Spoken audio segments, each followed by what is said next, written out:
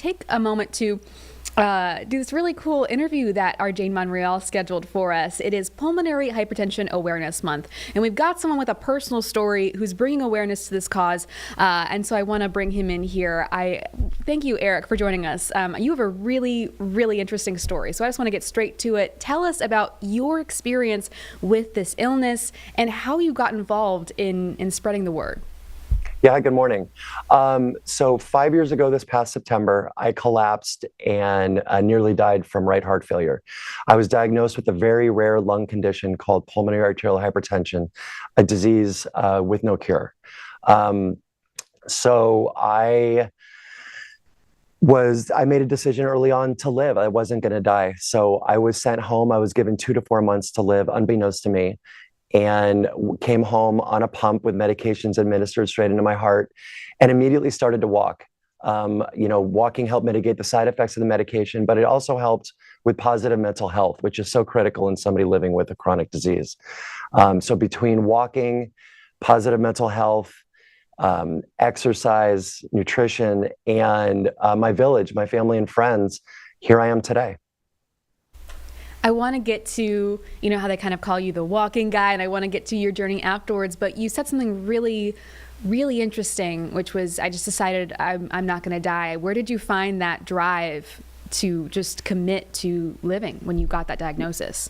Yeah, so leading up to the diagnosis, I was sick. With this disease, a lot of people try to get help and it goes misdiagnosed. For me, it was the opposite. I was scared. I was scared to find out what was wrong. And I've learned that upwards of 75% of men don't go to the doctor when something's wrong.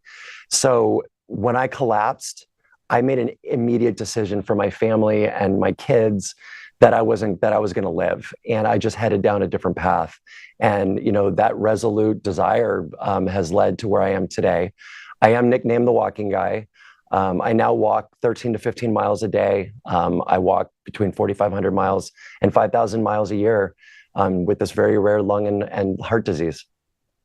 Well, thank you for sitting for us for a few minutes. How long does that take you to walk that long in a day? I break it up, but it probably, 4 or 5 hours a day I'm walking. But, I have found that not only does it mitigate the side effects of the medications that I'm currently on, but it really helps with positive mental health. And I've learned that positive mental health is finding something that you love to do. And I've learned that walking is just a big part of my life. What do you do while you walk? Do you walk with people? Do you listen to something, or do you just walk? All of the above. All of the above. What are some of the signs, though? You mentioned that, a lot of people go undiagnosed or misdiagnosed. What are some of the things that maybe you noticed or that people need to know as early symptoms? Yeah.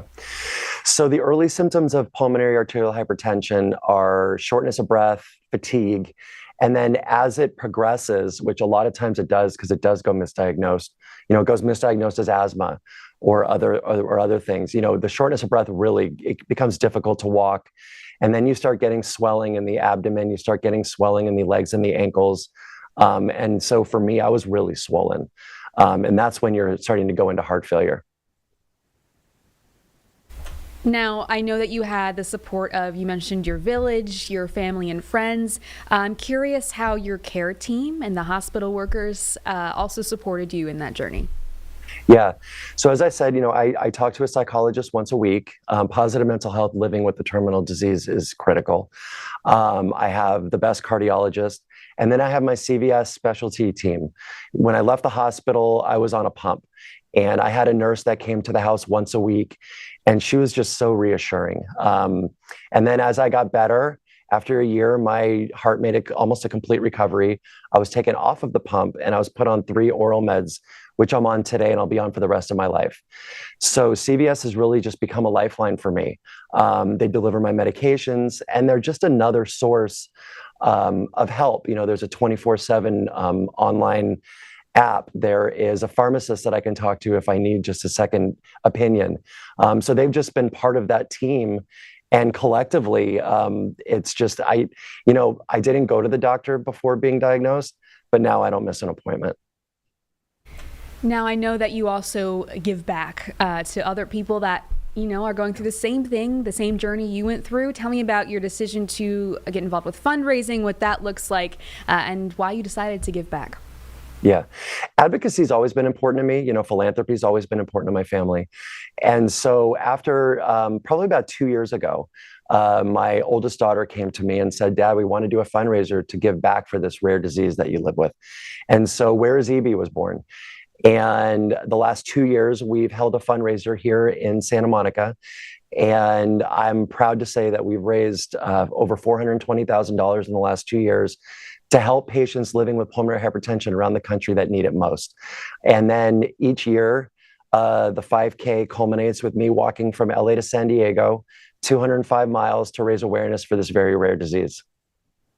That's amazing. We have some pictures that we just pulled up of all the people there to support. I know our Carlene has a question. Carlene, what do you got? Hi, Eric. I have a question. So your 13 miles a day to me is We're still stuck on it. It's crazy. I mean, my mouth's been open since you said that. How many pairs of walking shoes do you go through a year? I'm just curious.